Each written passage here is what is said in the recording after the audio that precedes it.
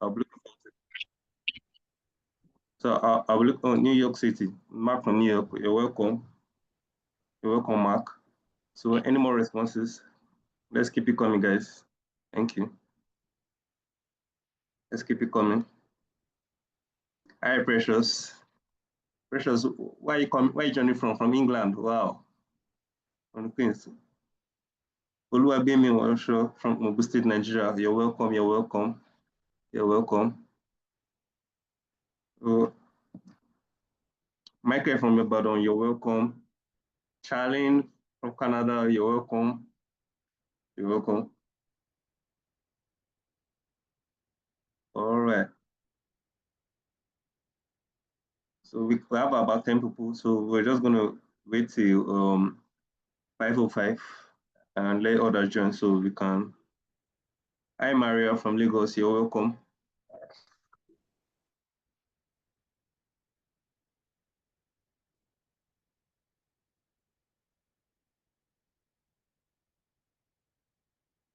All right, thank you, guys. So if you're just joining, please, you can in the chat box just drop where you're joining from so we can acknowledge you. Thank you.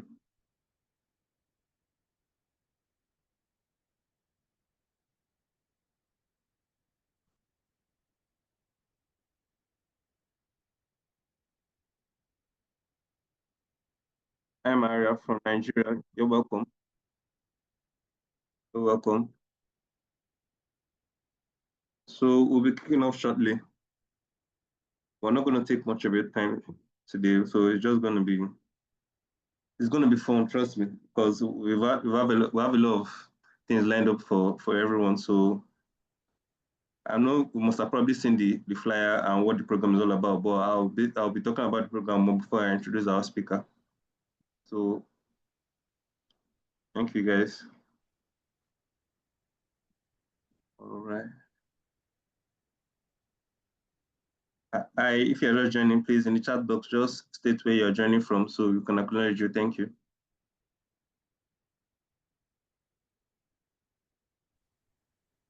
Hi,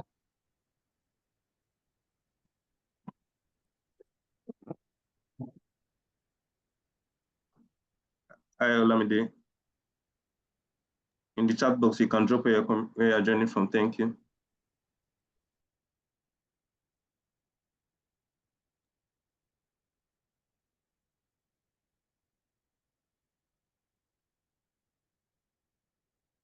Hi guys, if you're just joining, please in the chat box, drop where you're joining from so we can acknowledge you. Thank you. Oh, Olamide, you're joining from Ibadan. Okay, nice one. Welcome.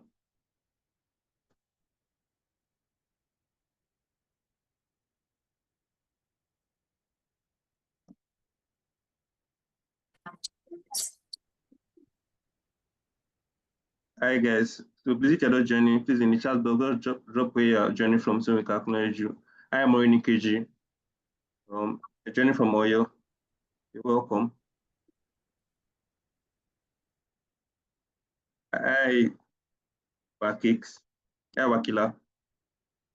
Please, where are you joining from?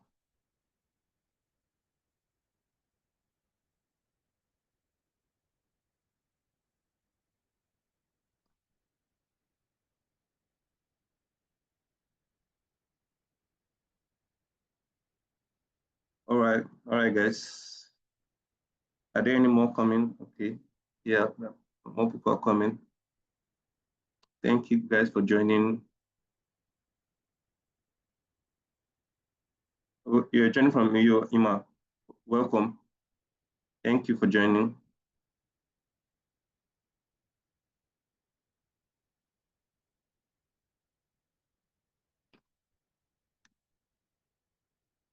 All right.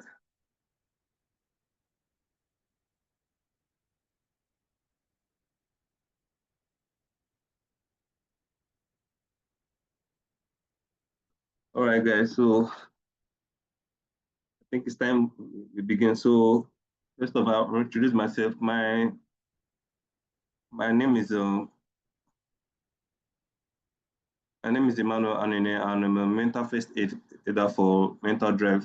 So what we have here today is the weight of expectations, mental health, and a modern man. So basically, we're going to be putting the men front, right, and center today, but that doesn't mean ladies too will be involved. So obviously, they are get men in other people's lives. So you could learn from this, know better, know how to treat your men, know what's bothering them, and basically have a better relationship. So uh, we'll have Tunji Babajide with us. So he's going to be speaking with us for about 40 minutes. So everyone, please have your questions written down. We're going to treat them after he speaks. So I'll be introducing our speaker properly shortly. So Dr. Tunji comes with over 20 years of experience as a primary mental health advocate and relationship therapist. Dr. Tunji has also transformed the lives of countless individuals, families, and communities, specializing in working with upward mobile individuals. He utilizes data-driven approach that integrates coaching, counseling, and psychological insights to address both life and mental health and relationship goals. All right. So Dr. Tunji method is anchored in interactive coaching model, offering client-based holistic helicopter view of their emotional, mental, and relational well-being. The bedside perspective allows him to see beyond surface issues, delving into root causes and delivering comprehensive solutions tailored to individuals' needs. By merging evidence-based therapy techniques with intuitive coaching strategies, Dr. Tunji helps clients unlock their potential, heal from trauma, and cultivate emotional intelligence and build lasting relationships. So I guess we've met Dr. Tunji in theory, so it's time for us to meet him in practice. So Dr. Tunji, thank you very much for joining, and please, we would like you to speak to us now. All right. Thank you so very much, Emmanuel. Now, I want to thank the MJ team for putting this together. Can you hear me? Let me know if you can hear me loud and clear. Hey, Emmanuel, can you hear me?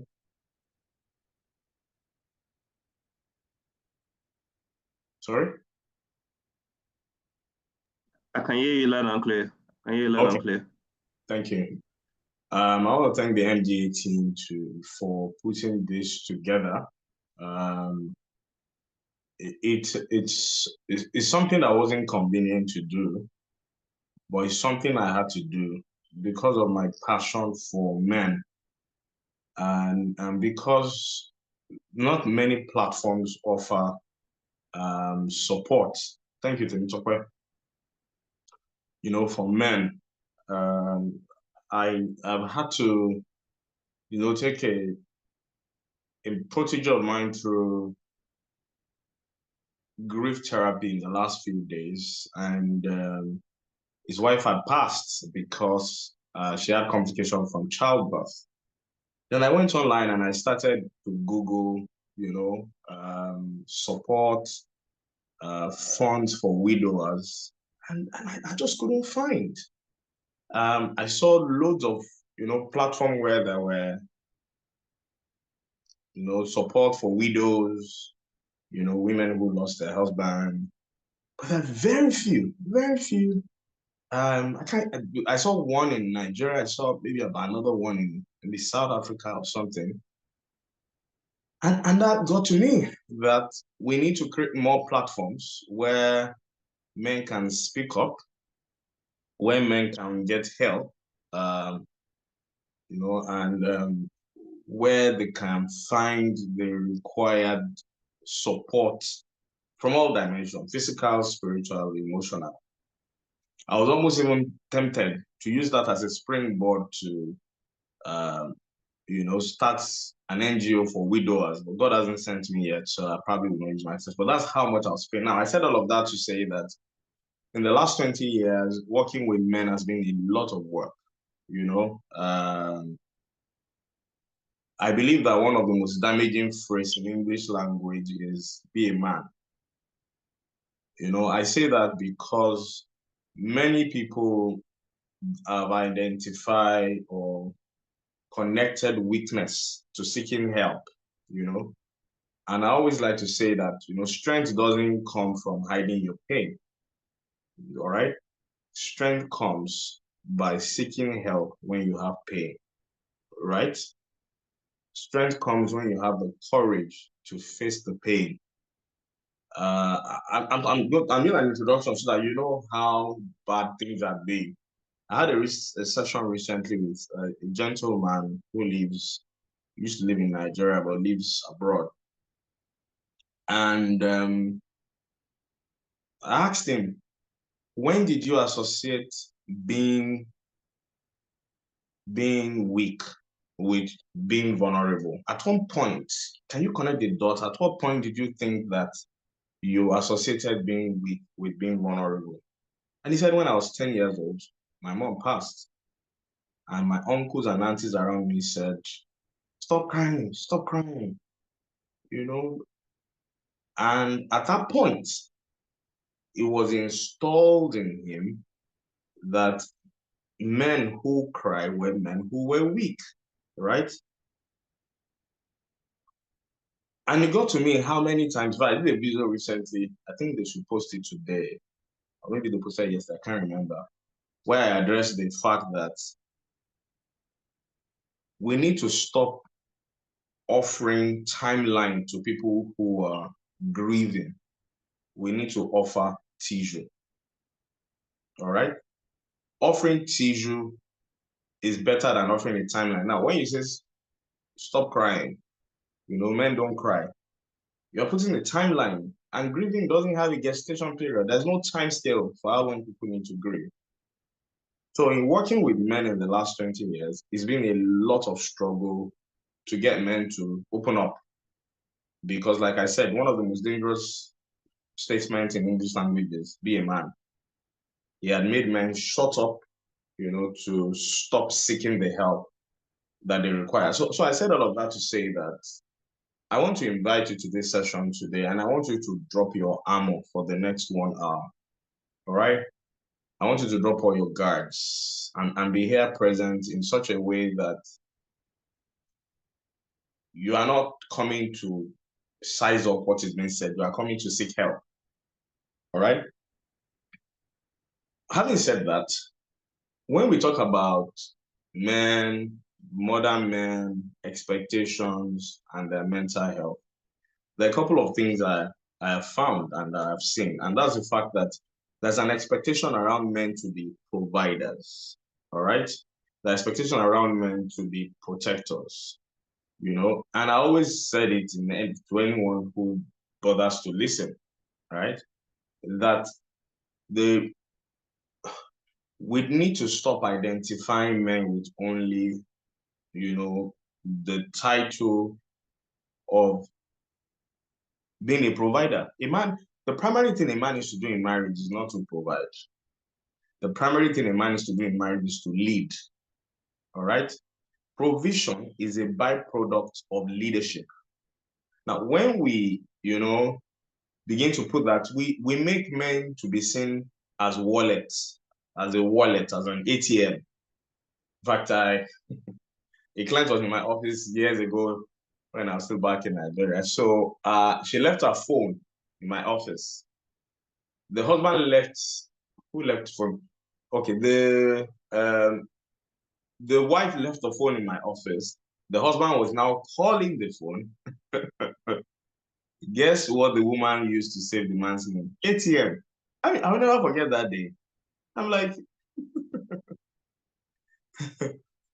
so men must be seen beyond the title of a provider. A man is first a leader.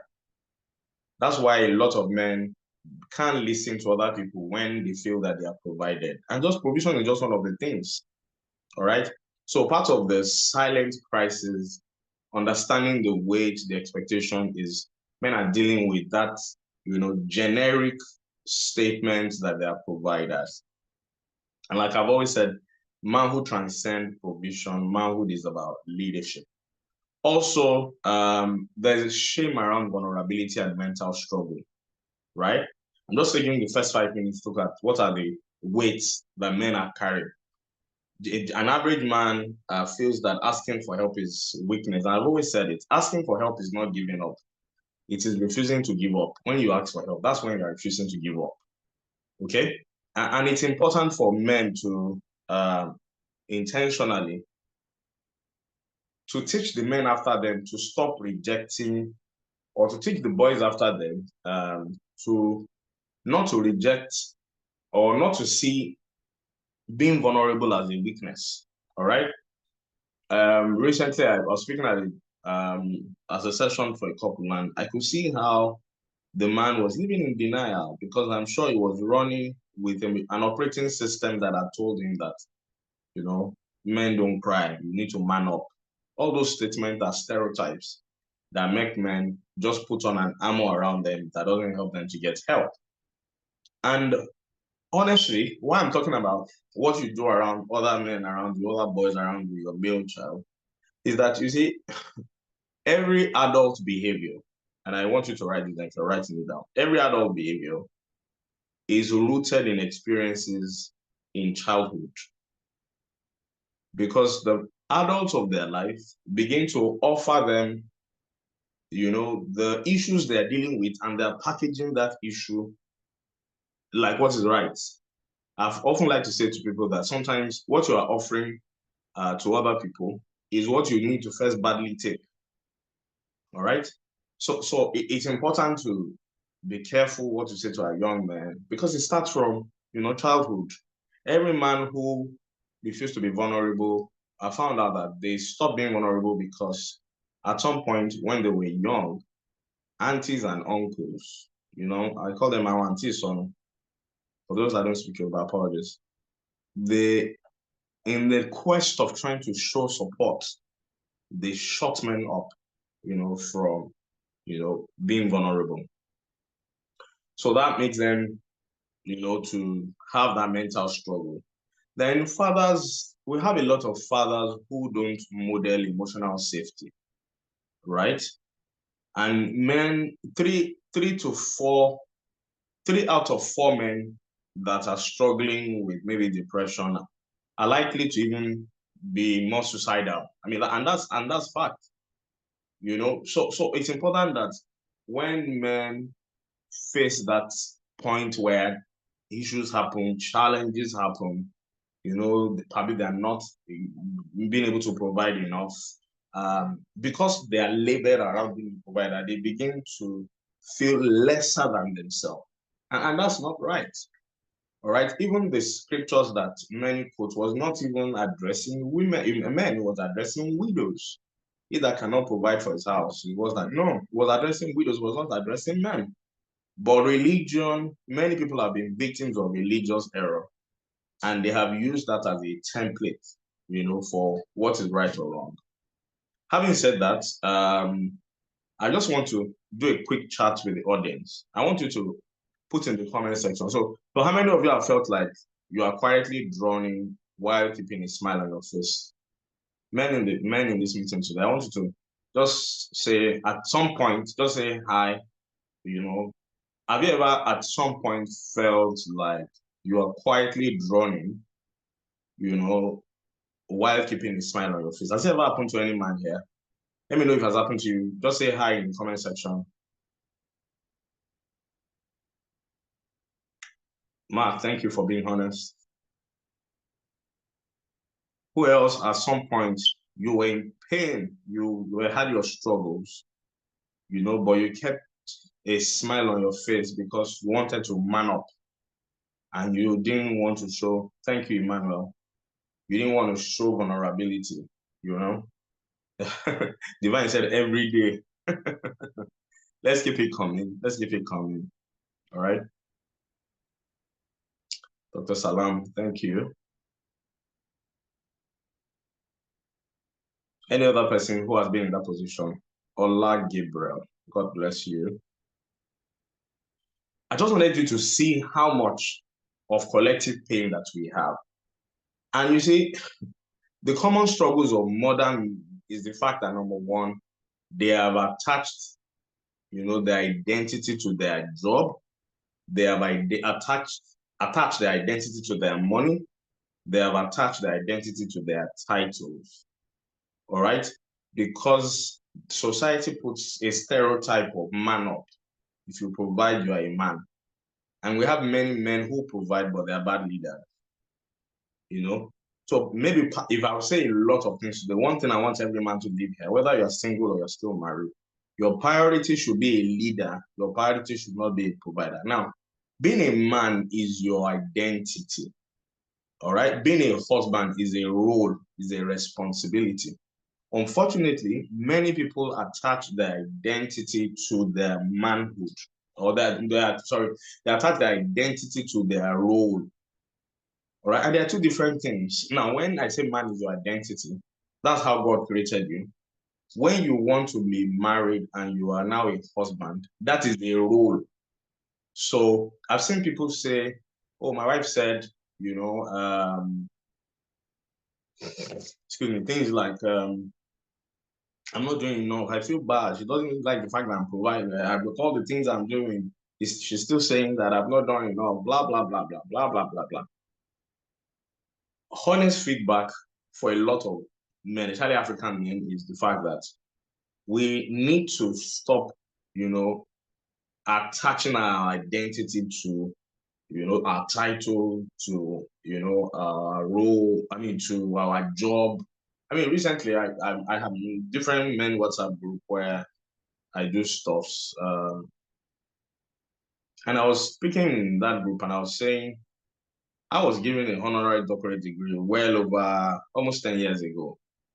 Recently, because men are attaching their, esteem, their identity to titles, there's been a whole lot of universities offering doctorate degree, and I don't have anything to do with it, but it has just become a lot more fact. I saw one that was so embarrassing recently that I've never seen honorary professor before. Maybe I'm not so educated, but I mean, how do you become an honorary professor?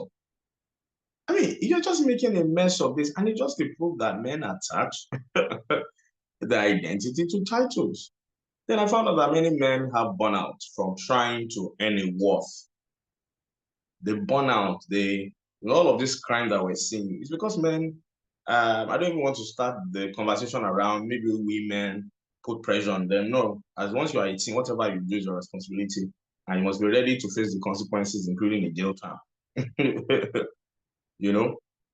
But it just shows that those things are transferred from one generation to another. Then also, I found that a lot of men have what I call emotional repression. They repress their emotions. So anger is used as a cover for sadness, for fear, and for shame. Because they repress it, so, I mean, I still had a session with a lady before this, and, the deacon in an Orthodox church, the young man, just kept slapping, the lady. And the lady said, I didn't know there was a demon in the deacon. I said, no, it wasn't that the demon in the deacon showed up when you got married. It was that there was a demon in the deacon before the deacon became a deacon. But the deacon didn't know that his issues transcend, just anger. He had repressed a lot of things. And, when it was time, and I said to her, I said, I've seen men come to my session and they're like, no, I'm not a slapper. No, because you are a slapper, that's why you slapped your wife. It's not because your wife got you upset. Okay? So when you say that it's because your wife got you upset that you slapped, no, it's not because of that. It's because you've had a repressed emotional repression. So when they press, just like I wish I had a bottle here, if I put Coke in a bottle, blood cannot come out. If slapping was not installed in you by the adults or the environments that you grew up in, you probably will not be able to even do it now. So also what I found is there is difficulty expressing vulnerability, even in a safe space. You go to, group therapy session, thank God, Emmanuel, also a support, you are a listener. You find out that women are quick to, I mean, sometimes what I do with men, when I'm having, when a woman has a mental health, or maybe a man has a mental health, or a woman has mental health. So what I do with a woman in 4 sessions, I do with a man in 6 sessions. Because first session, we're even still trying to build rapport, get them to talk. And it's because of the generational construct and stereotype that men has been put into. So it's important that we begin to understand that those are some of the issues. Another one is there's what I call absence of emotional fathers. All of that creates what I call emotional orphans. Write that down.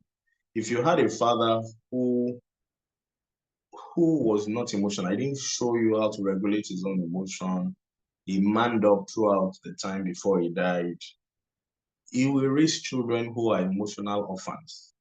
And there are many emotional orphans, and I don't have time to unpack that. And also because most men don't have close male friends, only functional relationships. That's what I found out in working with men in 20 years. Most men don't have close friends, they have functional relationships. It's only men that have not seen themselves before. They meet at a party and they will gist for 1 hour. Just a guy, when I bought that car that you're talking about, pardon me, you just be all manner, chama.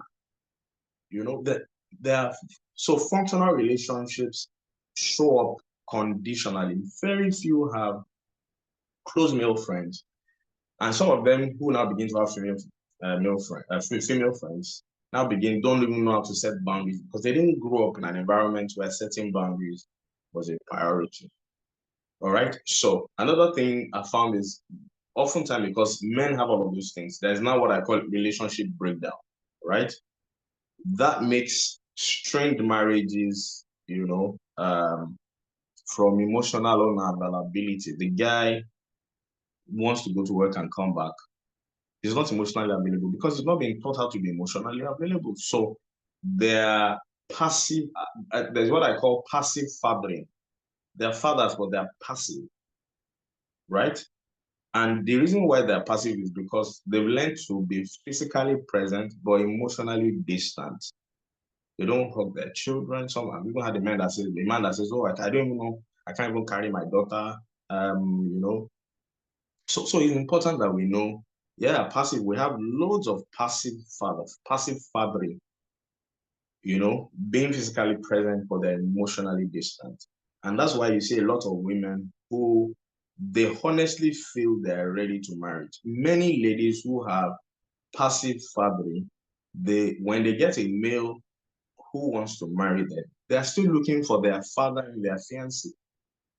And the relationship was not designed for the man to provide what his father should have provided for her.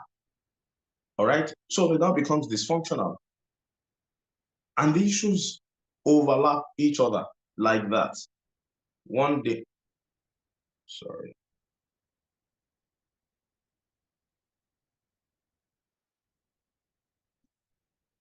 Sorry, call is trying to distract my meeting and I'm trying to get it up. Thank you. So when you have people who have passive fathering is when men are physically present but they're emotionally distant. Then also there's what I call spiritual guilt and identity confusion. Feeling spiritually fake due to internal struggles. All right. The sign that you are spiritual is a proof that you don't seek help. You have to spiritual help you. I always say to men, God is not shocked by your problems. God anticipates them. In fact, God makes provision for them. Men need to realize that they need to admit that they need more help than they can admit. Because we were raised to seek help. We were raised to man up, bottle up. So there's a struggle between being a man of faith versus being a man with real wounds. So some people camouflage under spirituality. Have you seen ladies status on WhatsApp? I was still reading one recently and I said, for what we posted, I'm going to give you a free session. Guess what she said? She said, hey, God forbid, I will never date a church guy again. If you say a church guy, you see snake. Let's kill that church guy before you kill the snake. I'm like, So by the time I started chatting with her, she just been, gotten into the wrong hands of people who camouflage spirituality because they were ready for a relationship. And they showed up. And like we always, church is an hospital, but I always like to include as a byproduct of that statement. Church is an hospital, but please, when you want to pick a spouse from the ward, check whether they go to the pharmacy. Pharmacy is conference, pharmacy is seminars, so that they can have a good prescription for the issues they have. For many people just come and they lower their guards and they're like, oh, the guy sings in the choir, or is a very good usher. The fact that he's born again, his spirit is recreated, his mind needs to be renewed, and not many people take time to renew their mind according to Romans 12:2 again. All right. So what is the way forward? Having shared, the weight and all of that, what's the way forward? Number one, we need to normalize the mental health conversation. And that's why I like this meeting. When I was asked that this meeting was going to hold, I had to cancel the session for it because we need more forum, where we have conversations around mental health. All right, so let's normalize mental health conversation. Let's learn to say that therapy is okay not to be okay. Let's stop hiding behind I'm okay. That statement, a lot is hiding behind it. All right. So, and also let's learn to tell men therapy is not weakness. Seeking help is not a sign of weakness. We've had that again and again. And vulnerability is not a weakness. Vulnerability is a strength. You can't heal what you are keeping or what you are hiding. You can't heal when you keep hiding. You can't. And I've seen men who, have issues, but they haven't been able to heal because they're hiding. When you hide your scars, it doesn't heal. You're right, you've got to expose it. And generals are not known by their stars, they're known by their scars. Then also we need to have emotional intelligence, for men. We need to teach men, or men need to learn, those are here. I want to encourage you, learn the language of emotions, anger, grief, disappointment, joy. Then this is my always first go-to. When you are in the midst of anything that is challenging, please learn to journal. Journaling is very powerful. Journaling helps you not to carry the burden of the pain with you every time. All right? You said, ask the lady out, someone cheated on you, there's this issue, that issue. Learn to journal, Yeah, if you had it doesn't heal. It doesn't heal, And many men don't do the regular checking with their friends, And I always like to say, don't wait until you break down. Choose breakthrough. Don't wait till you're not getting into depression, then get into that point. I don't always like to say this, but it's always a reality. At the moment, I have about two. There's another one who is a time bomb that will happen, and it's not that I'm wishing them bad. Now, I like to share stories so that people can learn from it. When they were about to get married, I told them, with the background that both of you have, very dysfunctional, you need help. And they say, no, you're too expensive. Okay, I said, well, that's the reality. I've given you the discount I believe that I can, not even with the complexities that you have. All right. And they left, and I gave them my blessing 2 years ago. The wife is back now, the marriage is broken. They're begging me to come and do it at the rate I give them then. And I said, no. Number one, nothing stays, the value stays the same every year. Number two, I'm not even going to add anger management to the sessions for your spouse. All right. So we need to sit down and review the price. And if I don't do it, I'll still feed out. Your session is not what is going to bring food on my table. Now, why am I saying that? I'm saying that sometimes when men or when people need to seek help, they don't seek help until it becomes stage 4 cancer, where domestic violence are setting. And I just couldn't tell her that I knew you were going to come back because you didn't do, and I always say to people who have marital challenges, your marriage didn't fail. You just didn't know enough to make it work.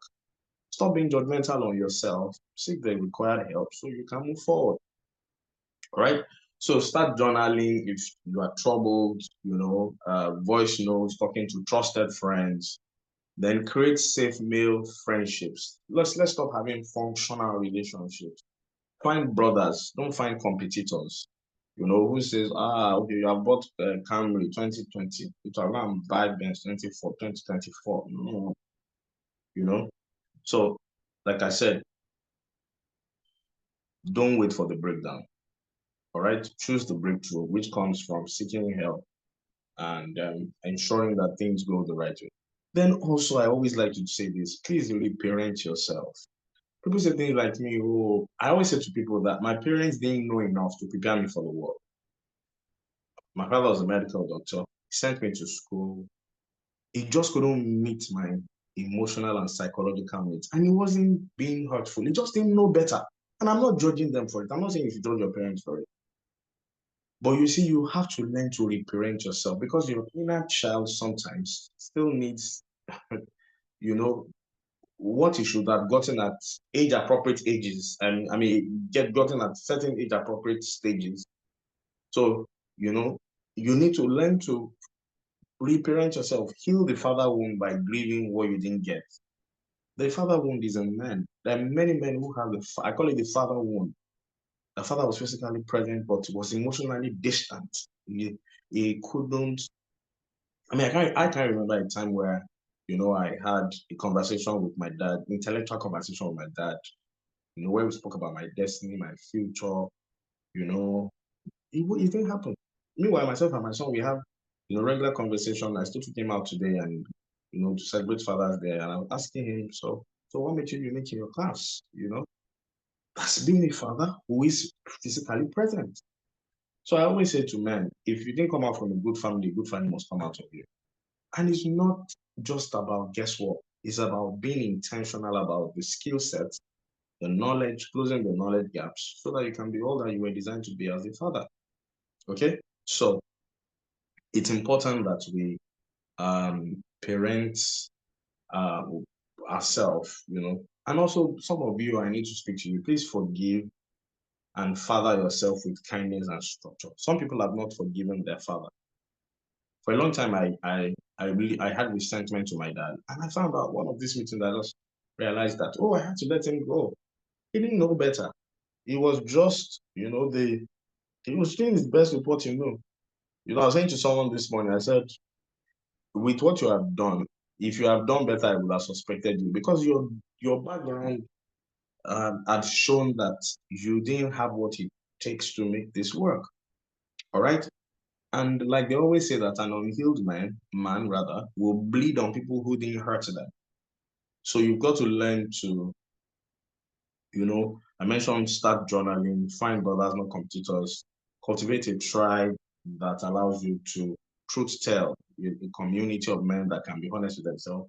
I've also said heal the father wound. Oh, that alone is a series. The father wound is so open that if you see some men talk about how they so dislike their dad, you will know that there are issues. So some of you need to forgive your father, so that you can go further. All right. Also, build a sustainable life system. Morning routine. Then please get mentored. When people ask me, so what should I look for in a man? I always say to them, a man that is not mentored is a red flag. Because the best of a man, all right, have tendencies to misbehave. So we need to redefine manhood in this generation. And what are the things that we need to do? Number one, we need to know that a strong man is not the silent one, he's the self-aware one. I didn't want to miss my point, so I had to really do one line after line. So to redefine manhood in this generation, we need to know that a strong man is not the silent one. A strong man is the self-aware one, the one that is self-aware. How are many men who one of my mentors like to call confident ignorance? They're doing I've had many exceptions who have confident ignorance. They are yarning dust, but they're not even aware. So and some of them are not healed. They're speaking from their wound, not from their truth. And healing is not just for you. It's for your sons. It's for your daughters. It's for everyone around you. All right.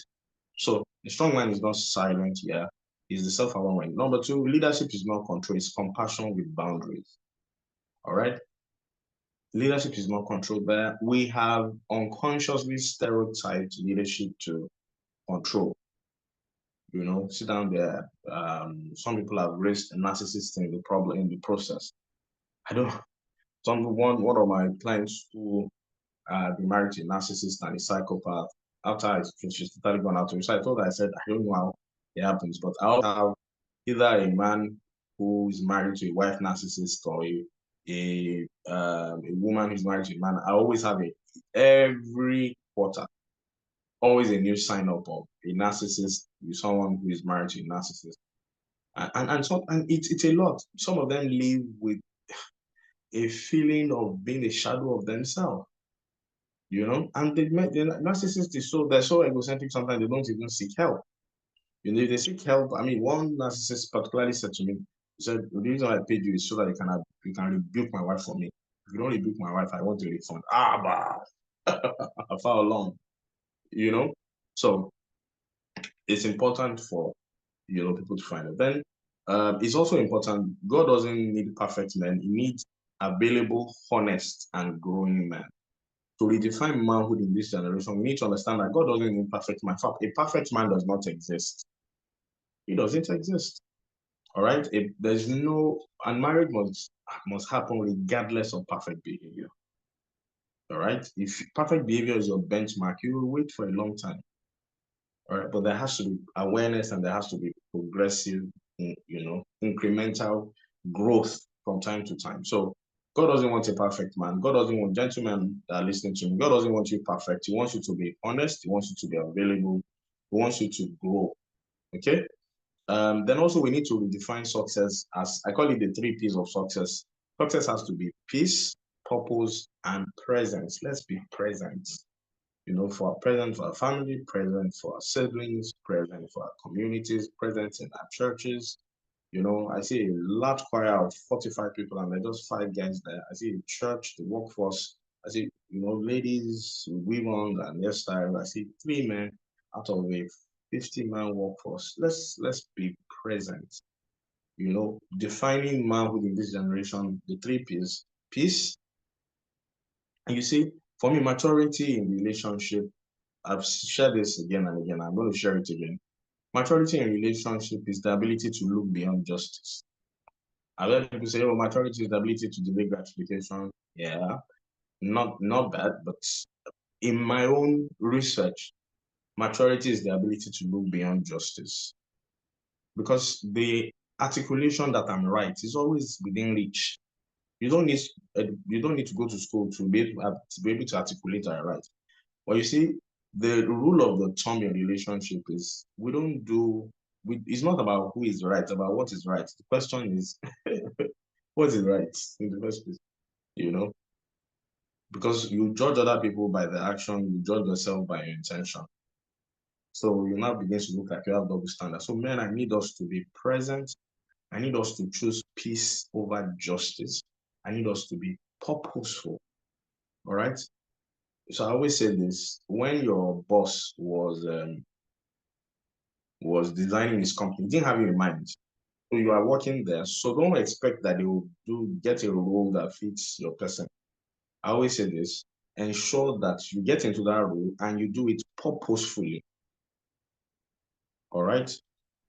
So it's important because every strong man break, but broken men cannot rebuild. Once you are broken, it's difficult, So if you want to be that kind of a man who,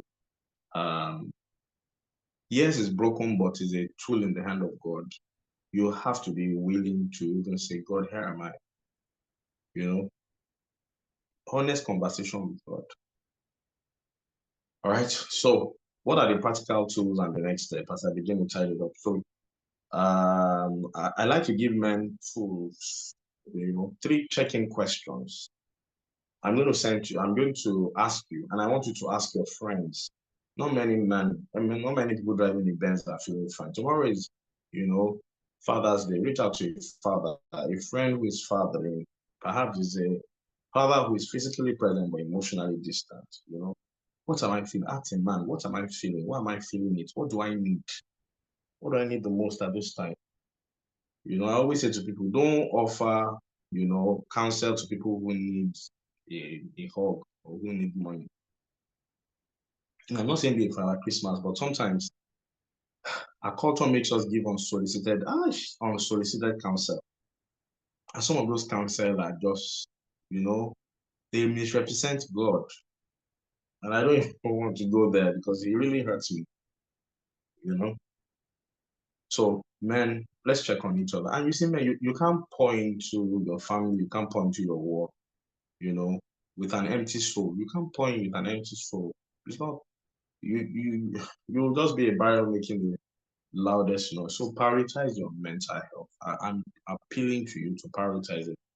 Name one person you can be real with this week. So I'm giving you an assignment. I have for 5 minutes, and I think I have 5 minutes more thereabout. All right. Name one person you can be real with this week. Okay. Yeah. Consider group therapy, group mentoring.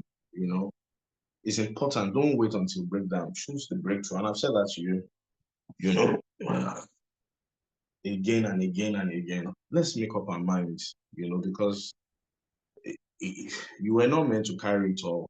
You are not Jackie Chan. You know, you are not alone in your fight to be whole. You are not meant to do. You know, you are meant to, and God did not create us to be independent. God created us to be interdependent, right? And it's a proof that nobody can outgrow the family system. You must be able to put, you know, structures around you, you know, to be able to regulate whatever you do so that you don't begin to not just only damage yourself, but damage the men that are observing you. Okay? I think somewhere in the good book, it said, come unto me, all you that are come unto me, all you that are weary and heavy laden, and I'll give you rest. It's important that we also factor in the God factor, put in the God factor rather, where there's just a creator that is aware that there's a creator above him who can guide him, who can lead him in the things that he ought to do, and who can be of tremendous help anytime that is required. I know I'm going to have to answer a few questions, but I hope that this short presentation has been a blessing. I had to do it bit by bit because of the brevity of time, you know, and I will just take questions as we tie it up here. It's about 5:50. I think I've exceeded my time. Okay, I think we started about 5 after 5, and we've got 45 minutes. So I'll probably use the next 10 minutes for questions. Let me know if this has been of help in any way to you. Thank you for having me, and God bless you. Thank you, Dr. Tunji. I took a lot of things down personally, and I want to thank you for this session. I hope everyone that was part of this program feels positive, and I've learned a thing or two. So we're going to the Q&A session. So if you have any question for Dr. Tunji, please drop it in the chat section, and we'll attend to them one after the other. Thank you very much.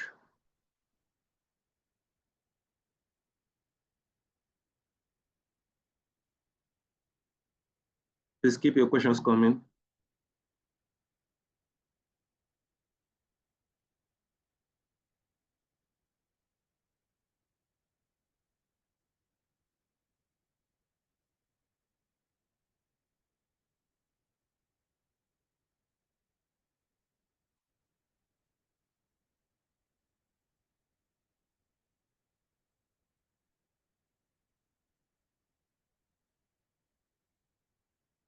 If you have any question about Dr. Tunji, please drop it in the chat box, and we'll be waiting so that Dr. Tunji can attend to you. Thank you.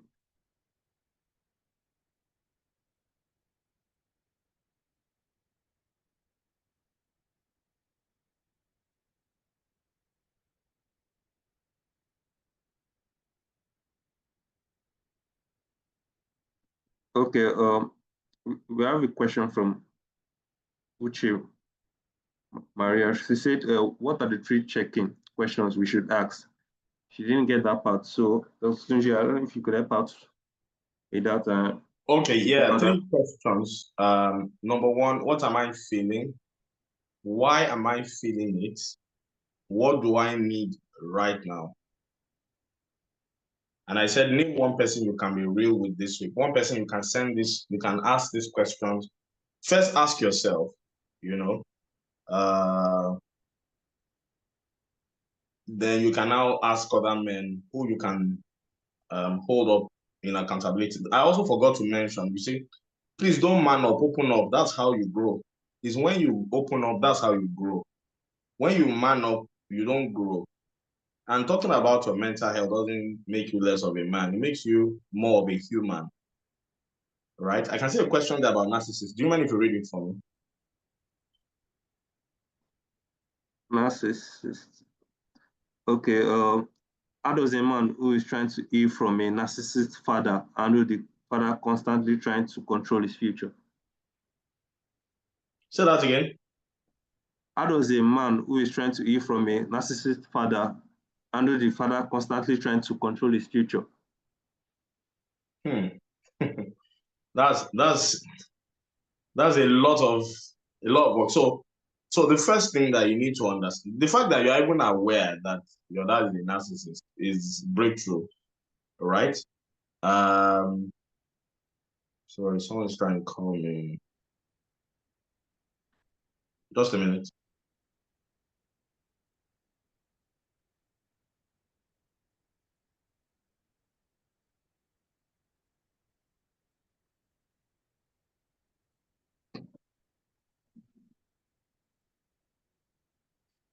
Yeah, so have a narcissist father, honestly, you have to set boundaries and you need to seek professional help. Because don't forget, I said earlier that adult behavior is rooted in experiences in childhood. So the man has installed some software in you that you don't even know you have them until you are married, So you need to seek help, all right? Because you are a victim of someone who is bleeding. So I know two ways to seek help, professional help, so that you can unlearn what you learned in that environment. Because I have this equation I came up with. Your outcome in life is a product of IC, if you're writing IC plus OE. IC is internal capacity plus operating environment. Everybody is a product of that equation. There is an outcome that you will have in 50 years, in 60 years, in 70 years, in 30 years, but is a function of your internal capacity, how much you developed yourself, plus the operating environment where you grew up, OE, right? If that operating environment is toxic, I've had to do sessions with people who their father was a narcissist, and was a lot of healing or learning, because the fruit does not fall far from the tree. All right, so seek professional help so that we don't flog that horse and kill the horse. Let me take the next question. All right. All right. Thank you so much for that, Okotunji. So we have a question from Divine. So what does it mean when you are scared to even help yourself out of your depression? You know you need it, but you can't bring yourself to do it. Why is that, please? Yeah, because you are still in that stereotype of, men don't show vulnerability, men don't see. You are the operating system that is largely responsible for your action was installed into you by the adults of your life. All right, and that's why I said we need more forum where we can keep telling men, you need to open up. You need to open up. Bottling up doesn't make you grow. It's opening up that makes you grow. Right? So the reason why you are not comfortable to it is because you have attached weakness to seeking help. You need to unlearn it. All right? So, and the way to unlearn it is to take action. Reach out to MD, we'll give you my number. Seek help, honestly. If I have my way, if I become a minister of orientation, one thing I'll put my budget on, in Nigeria, is to have support groups for people to heal from childhood trauma, from, not having a father figure, from the dysfunctionality in Nigeria. Everybody in Nigeria needs therapy. Everybody. Oh, wow, okay. What's a programmer? You know. So that's how I would tell that. Thank you. So we have another question from Temitope Challenge. She said, what are the steps one needs to take to reparate his or herself? Well, the first thing is awareness. There can't be, you know, a journey towards transformation if you are not even aware. And sometimes awareness is a product of introspection, and introspection is not a default mode. Not everybody have the capacity to be introspective. You know, it's not some people just don't learn from their lesson. Maybe I missed that in my thoughts, in my slides. I always say to men, make sure you learn from your lesson. All right? There's nothing wrong if something happens to you the first time. There's a lot wrong if it happens to you a second and a third time. You know? So it's important for you to learn from your lessons, sit down and write the lesson. Then also I say to men, please, when anything happens to you, make sure you have an empowering narrative. There are two things that can happen when something happens to you. We can either have a disempowering narrative, or we can have an empowering narrative. And I'll give you a quick example. 2020, COVID year, I had 2 rape cases, 2 ladies who were survivors of rape. One said, Kazim Kazim has spoiled my life. I cannot do anything again. Invariably, she didn't finish her session. I'm not even sure where she is today. The other lady came in and said, Coach, I was raped. I'm going to use this as a platform where I can help people who were raped to have a voice. Till today, I still mentor her. She's getting funds from NGOs globally. The same incidents, one had a disempowering narrative, the other had a empowering narrative, the other one had a disempowering narrative. Now, the people that can make up their mind to have an empowering narrative, they use what happens to them as a springboard to be all that they were designed to be. So you've got to use whatever has happened to you as an empowering narrative. That helps you to introspect, learn the lessons from it. The lessons make you wiser, all right, and makes you a better version of yourself. So I honestly believe that awareness, and when you are aware, then you now need to seek the required help. Because honestly, I use this illustration a lot. If I say, Emmanuel, if I say cut onions for me, we want to do jollof rice for Father's Day, and while you were cutting, the knife cut your hand, I'll rush to you and say, oh, I can see blood. Get bandage, get, TCP and all of that. But the challenge with emotional pain is there are no scars externally. So people tend to overlook emotional scars. And many people are carrying wounds that haven't healed, and they're having issues upon issues because there are layers, of unmet needs. Right. So it's important to move from that stage, introspection, awareness, seeking help. And that seeking help is broad. All right. But professional help, honestly, is something that can help. Let me take a few more questions before I run.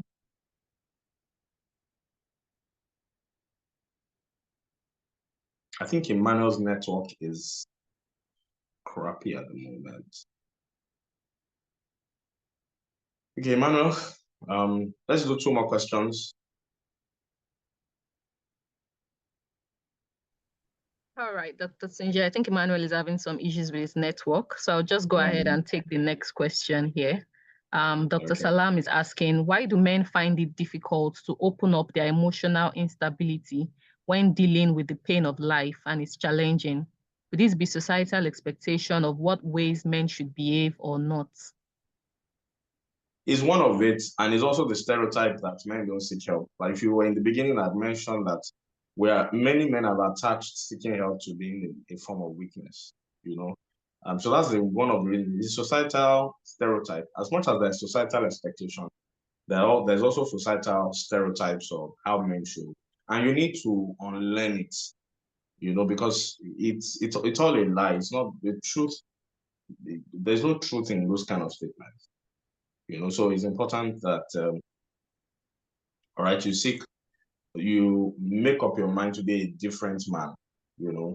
And like I said towards the end of my session, I said we need to begin to, you know, become, you know, men of a different generation, making up our minds to redefine manhood in this generation.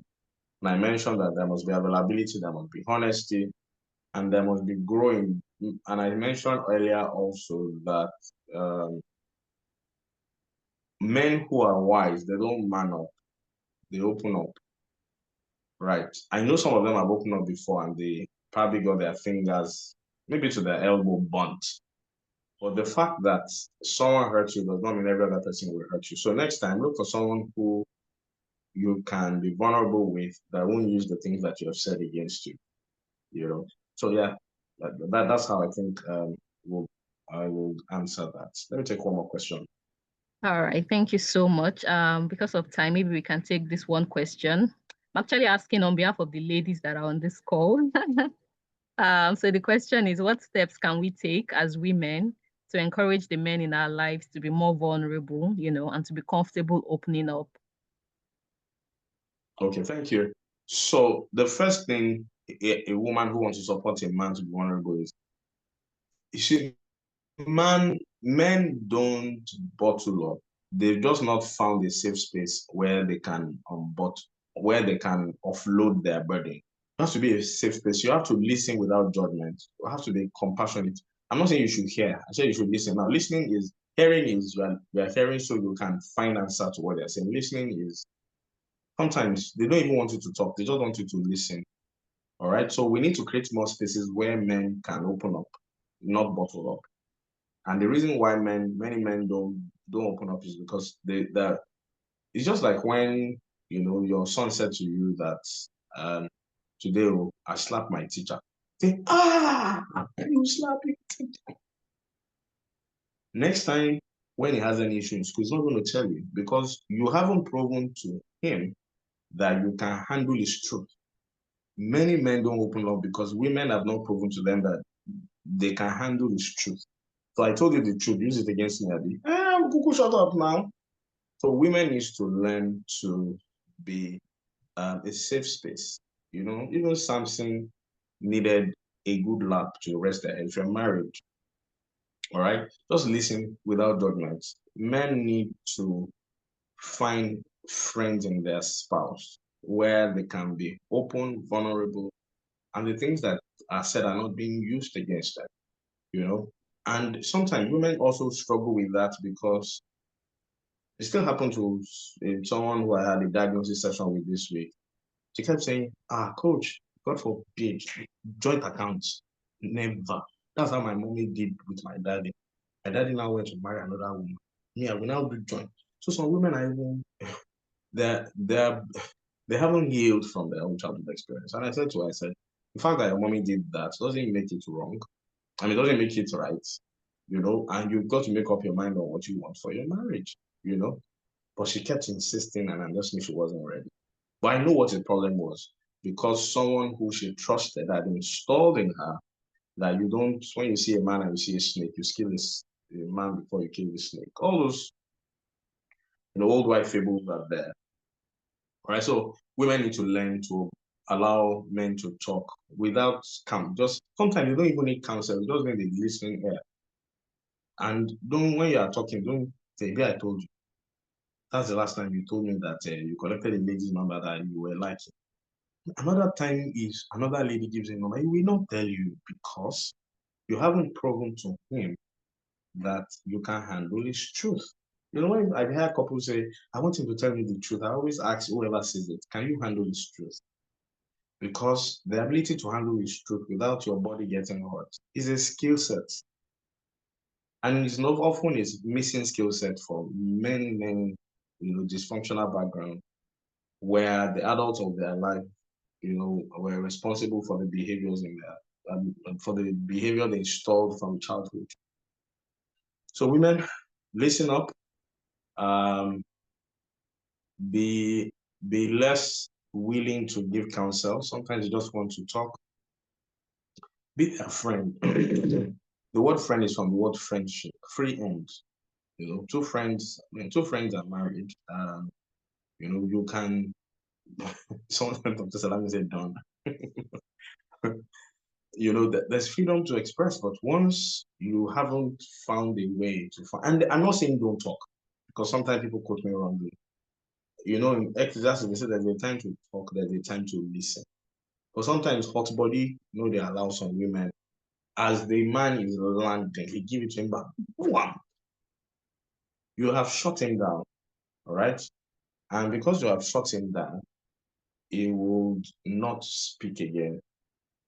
You know, so some women need to go through therapy so they can be a better version of themselves, where the men can trust them. And trust is built over time. The man really wants to open up, but he opens up to the boys. But because you're not part of his friends, he just feels, I don't want trouble. So most men keep quiet because they don't want trouble. And in their quest for choosing peace, they bottle up, stay on their own until they get out of hand. Thank you for the women that showed up today. Thank you, MJ, for this. I hope that we'll do this again soon. All right. Thank you so much, Dr. Tunji. I know you have to run now. A lot of people are asking if you can answer their questions, but I think we just have to like find a way to maybe let me take two more. All right. Thank you so much. Thank you. We really appreciate that. So very quickly, this person is asking, how can a newly married man balance a time-consuming job and quality time with his new family without being emotionally distant? So I usually avoid a one-size-fits-all. Now, I'm in the UK and I know sometimes people need to pay bills. In some season, I mean, I've had to talk to wives to say, at this point, your school fees is 19.5. This guy is picking shifts. Once he's not getting to his mental health, that season, you might need to sacrifice his availability, but it must not be forever. Once the school fees that you're trying to hustle to pay is out of the way, all right, you need to balance it. But some of them also, they're staying at work because home is not a safe place, right? So you can put all of the accessory chandeliers, but it's not chandeliers that make a house a home, all right? It's that ability where you feel that you're speaking to someone who finds, you know, that as a safe space, you know. So balance, I don't also believe in balance. I believe in integration, right? So even in the midst of it, a text. So for those kind of men, I don't think that it's just only the work. It's lack of the understanding, because integration works. Integrate fact that you're a family, you're a father, you know, you are a husband, you are a HR manager. All of those responsibilities are there, but you have to sit down to say, okay, how do I allocate time in the midst of your break? Just break. Hi, sweetheart, have you had lunch today? Just want to say hello to you, you know, while I'm trying to catch up with my reports before I go for the next shift. You know, just, oh, small call. Hey, where you doing? How you doing? Turn on the camera. Let me see your beautiful face. Things okay with you? You know, small bits and pieces there, little drops of water. You know, they say make a mighty ocean. So it's integrate in the midst of the business. You can integrate your responsibility as a husband. You're also a son to maybe your parents in Nigeria. You know, so you've got to learn to integrate, you know, different responsibilities that you have into the major one that takes your time. That's the chicken and the egg. We understand it. But sometimes when the egg is laid, there might not be anybody to eat it. I hope I answered the question. Thank you very much. That was a very wonderful response. Thank you so much, Dr. Tunji. And then last one before you go, this person is saying, I think he's just looking for some clarity. He says he finds it hesitant to do certain things, simple things like cooking and cleaning, because he's scared to mess it up. He's asking, is it normal? Because he went for therapy and he was tagged as unresolved trauma, but he couldn't trace the trauma, and a friend suggested that he may have internalized it. So he's wondering if that is possible. You've gone for therapy and you're still asking this question. That's giving me mixing now. So if you are scared not to make mistakes, so the benchmark is still not getting it. It's not effort, it's outcome. All right. And there are other questions I would have loved to ask. Are you married? How long have you been married? You know, was there a time your wife stopped trusting you? Where did you grow up? So it's difficult to give a bland answer, you know. You know, but so I won't be able to give you the solution of what to do, because I'm not even clear about other outcomes or other questions I need clarity about. All right. But honestly, if you're going for therapy, these questions shouldn't come up again. All right. Yeah, it's a bit trickish, honestly. I think I understand you, Dr. Tunji. I would say to that person that probably you can reach out, so you can maybe find a way to maybe schedule a session with Dr. Tunji or maybe even any other therapist as well, just to see where the lapses are and then to balance it all up. Thank you so much once again, Dr. Tunji. It's always a pleasure to Always a have pleasure. you. Always a pleasure. And thank you so much for taking the time, even having to cancel a session or postpone it just to be here for us. It really means a lot to us. And Precious sends her regards as well. She's unable to speak where she is, but she's She's my definitely boss. We appreciate you, sir. Can we all thank Dr. Tunji in the chat box, please? Thank you Thank you so for much. having me. Thank you, I sir. We look honestly forward to appreciate doing this. this I don't take again. it for granted. Thank you so much, sir. Yes, team. All right. Yes, kindly connect with the MDA team. Yes, I believe this is for the person asking the question. So please connect with us on our social media. We can try and work out some assistance as regards your question that you asked. Thank you so much. Right now in the chat box, you should be seeing links of our social media pages and the feedback form as well. We really appreciate your feedback. Please take a minute to fill our feedback form. Let us know how today's session was for you. What was the highlight of the conversation? What did you learn? What was the new thing that you heard that stood out for you? This feedback is very important because it helps us to plan better for future programs and events. So please do well to take a minute to fill the feedback form and let us know how it was for you. Also follow us on our social media pages. We are on Instagram at Mental Drive Africa, LinkedIn and TikTok at Mental Drive Africa. And we are on Twitter as well at MD_Africa_. We do programs like this from time to time because we are committed to promoting mental health and well-being across individuals and communities in Africa. So webinars and sessions like this are part of the ways in which we further and promote our agenda. And it means a lot to us that you are able to register and not just register, but actually take the time and sacrifice to be a part of the webinar tonight. So thank you so much, everyone, for joining. Stay tuned to our social media pages. Tomorrow we are bringing another Instagram live session. Woo! Right on Instagram tomorrow by 6 p.m. We are having a conversation on silent battles and the power of vulnerability, which is also going to be very insightful. Our guest speaker is ready and is also somebody that is doing really amazing work in the mental health space. So please, if you're available, do join us on Instagram tomorrow by 6 p.m. and let's have this wonderful conversation together. Our founder, Precious Adenka Salami, is on this call and she's sending her regards to everybody. Thank you so much for being here. She's currently unable to speak, but she's with us where she is. So thank you so much, everyone. This has been a wonderful conversation and we look forward to having you again at other programs and events. Thank you, everyone. Bye. Thank you. Thank you so much, Banke. Thank you, Fumilayo.